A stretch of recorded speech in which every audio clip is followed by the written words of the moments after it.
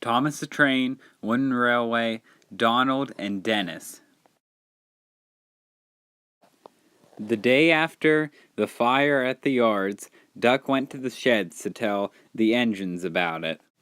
"I still think that the fire was no accident," said Duck.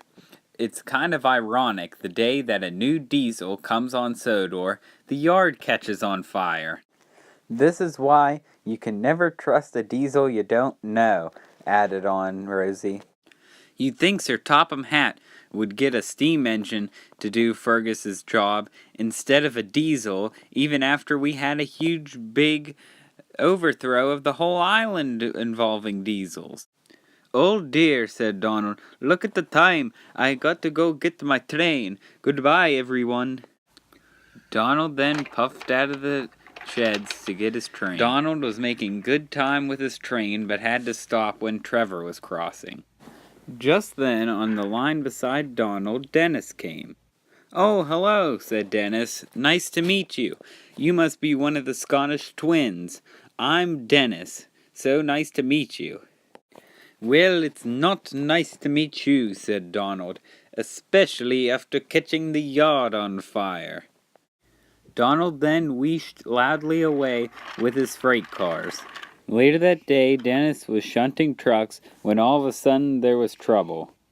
Dennis saw that to his right, Thomas was pulling passengers and going very fast. He knew that Donald was coming the other way, so he left out of the yard, and Thomas and his passengers switched lines to avoid the collision. Donald then applied his brakes hard just before colliding right into Dennis.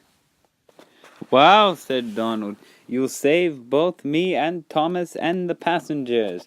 I guess you really are a nice diesel after all. I apologize for being rude to you."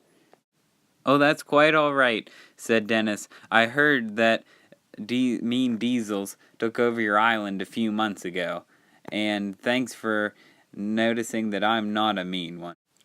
After the day's events, Dennis and Donald became great friends after all.